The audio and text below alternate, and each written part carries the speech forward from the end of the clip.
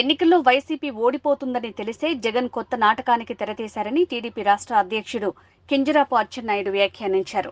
జగన్ పై రాయి పడటం ప్రణాళిక ప్రకారం జరిగిందన్నారు. కోడికత్తి తరహాలో ఎన్నికల లబ్ధి పొందడానికి జగన్ డ్రామాలాడుతున్నారని అన్నారు. ఈ ఘటనపై సీబీఐ దర్యాప్తు జరపాలని ఎన్నికల సంఘాన్ని కోరారు.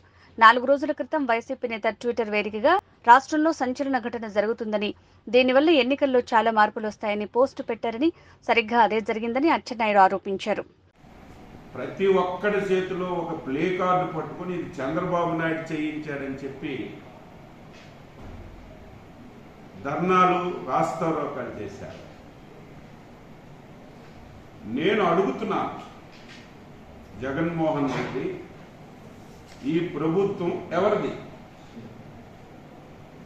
నీ పర్యటనలో 3 గంటలు పవర్ కట్ అయింది.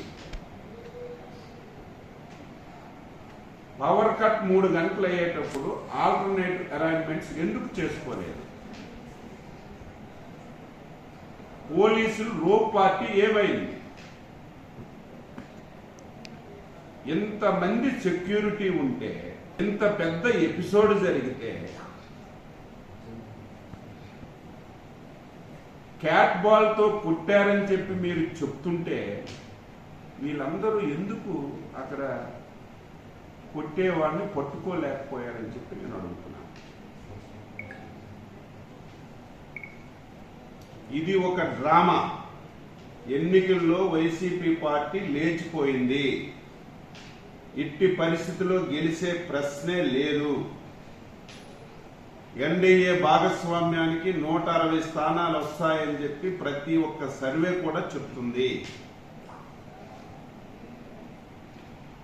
2019 ఎలక్షన్ల ముందు ఆడినటువంటి డ్రామా మళ్ళీ ఇప్పుడు సక్సెస్ అవుతుందని చెప్పి ప్లాన్ వేసుకుని, ఆ రోజు కూడా మీరు చూశారు, బాబాయిని గొడ్డలతో చంపి చంద్రబాబు నాయుడు మీద పెట్టి సానుభూతి పొందాడు. విశాఖపట్నం ఎయిర్పోర్ట్ లో కోడికత్తితో పొడిపించుకొని ఆ రోజు సానుభూతి పొందాడు. ఈ రోజు మళ్ళీ ఏదో ప్రతిపక్షం వాళ్ళు నాకు హత్యా ప్రయత్నం, సాక్షి పేపర్ చూస్తే సిగ్గేస్తుంది. అది పేపరా? అసలు పాత్రికేయ సరే జ్ఞానమును వాళ్ళు ఎలాగైనా రాస్తారా? దాని మీద అంటే హత్యా ప్రయత్నం అట. కొంతమంది కుక్కలు చంద్రబాబు నాయుడు స్పందించడం లేట్ అయ్యిందని చెప్పి, చంద్రబాబు నాయుడు గారు దీన్ని ఖండించడం ఆలస్యమైందని చెప్పి కొన్ని కుక్కలు మొరుగుతున్నారు. ఈ సంఘటన జరిగినప్పటికీ చంద్రబాబు నాయుడు గారు విజయవాడ నుంచి హైదరాబాద్ ఫ్లైట్ లో ఉన్నారు. ఆయనకు కూడా తెలియదు. దిగిన వెంటనే తెలిస్తే వెంటనే స్పందించారు. పోలీసులు వైఫల్యం ఇది. పోలీసులు ఒకవేళ జరిగి ఉంటే ఎందుకు పట్టుకోలేరు? ఎవరి వల్ల జరిగింది అని చెప్పి పోలీసులు, నీ పోలీసులు, కరెంటు పోయిందంటే నీ ఏఈలు, నీ ఎస్సీలు, నీ డిఈలు, నీ ఇంటెలిజెన్స్ మొత్తం టోటల్ గా నువ్వు నీ చేతిలో పెట్టుకొని సిగ్గు లేకుండా చంద్రబాబు నాయుడు మీద, ప్రతిపక్షాల మీద నువ్వు దాడి చేస్తావు. నేను అడుగుతున్నాను, ఏం జగన్మోహన్ రెడ్డి, మేము ప్రజాస్వామ్య వాదులం కాబట్టి, ప్రజాస్వామ్యాన్ని నమ్మాం కాబట్టి నీ మీద దాడి జరిగినా జరగకపోయినా ఖండించాము మేము. ఏం చంద్రబాబు నాయుడు మీద 5 సంవత్సరాలు ఎన్నిసార్లు మీరు దాడి చేశారు? చెప్పులు ఇసిరారు, రాళ్లతో కొట్టారు. ఆ రోజు ఏమంటారు? భావ స్వేచ్ఛ ప్రకటన, ఎవరైనా ఇసురుకోవచ్చు అని చెప్పి డీజీపీ మాట్లాడారు. ఒక్కరోజే నువ్వు ఖండించావా? సిగ్గుందా చంద్రబాబు నాయుడు గారు ఖండించలేదని చెప్పి మాట్లాడడానికి? ఇది ప్రజలు అసహించుకుంటున్నారు. ఈ రోజు తెల్లవారి సోషల్ మీడియా చూస్తే అసహించుకుంటున్నారు. ఇది ఒక ప్రణాళికాబద్ధంగా జరిగింది. నీ ఇంటిలో ఉన్నటువంటి సోషల్ మీడియా పేరు ఏది ఉంది? సుధీర్ రెడ్డి కాదు నేను చెప్తాను తర్వాత.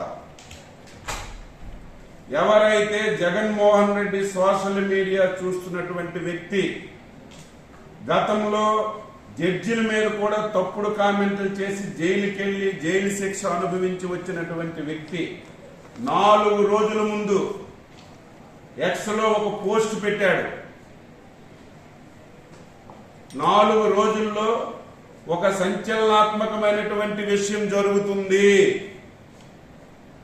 దీనివల్ల రేపు ఎలక్షన్లో చాలా మార్పులు రాబోతున్నాయని చెప్పి 4 రోజుల ముందు నీ ఇంటిలో ఉన్న మనిషి ఎక్స్లో పోస్ట్ పెట్టి అదే 4 రోజుల తర్వాత ఈ రకమైనటువంటి డ్రామా వచ్చిందంటే ఇది కేవలం నువ్వు వాడుతున్నటువంటి నాటకం అని చెప్పి సందర్భంగా తెలియజేస్తున్నాను.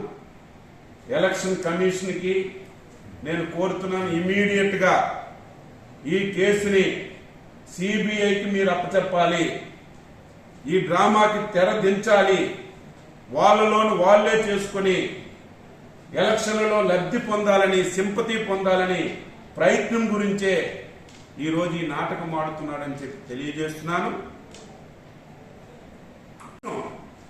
వాళ్ళ కార్యకర్తలు కూడా ఎందుకింత డ్రామా అని చెప్పి అనుకుంటున్నారు, ఎందుకు ఈ రకంగా జగన్మోహన్ రెడ్డి చేస్తున్నాడని చెప్పి వాళ్ళు కూడా అసహించుకున్నటువంటి పరిస్థితి ఉందని చెప్పి ఈ సందర్భంగా తెలియజేస్తున్నాను. ఇది ఒక పెద్ద డ్రామా. ఎలక్షన్ కమిషన్ ఇమీడియట్ గా ఇన్వాల్వ్ అవ్వాలి. ఎవరైతే బాధ్యులైనటువంటి పోలీస్ ఆఫీసర్లు ఉన్నారో, ఈరోజు విజయవాడ సిపి కాంతిరాణా టాటా కానీ, ఈరోజు డీజీపీ కానీ, ఇంటెలిజెన్స్ డీసీ కానీ, వీళ్ళందరూ బాధ్యులు, నీ మనుషులు. ఆ రోజైతే మేము అధికారంలో ఉన్నాం కాబట్టి కోడికత్తి మా మీద పెట్టావు. ఈ రోజు నీ మనుషులు, నీ సమక్షంలో, నీ చుట్టూ వలయం. కరెంట్ ఆరిపోతే ఆల్టర్నేటివ్ ఏం చేశారు? ముఖ్యమంత్రి ఎక్కడైనా సరే పర్యటన చేసి కరెంట్ ఆరిపోతే బుల్లెట్ ప్రూఫ్ అన్ని తీసి వాళ్ళకి రక్షిస్తారు, అవసరం ఉంటే కారు ఎక్కిస్తారు. కానీ అది ఏమీ లేకుండా వీళ్ళు ప్రణాళికబద్ధంగా ఇది చేశారని చెప్పి సందర్భంగా తెలియజేస్తూ ప్రజలకి అర్థం చేసుకోమని చెప్పి కోరుతున్నాను.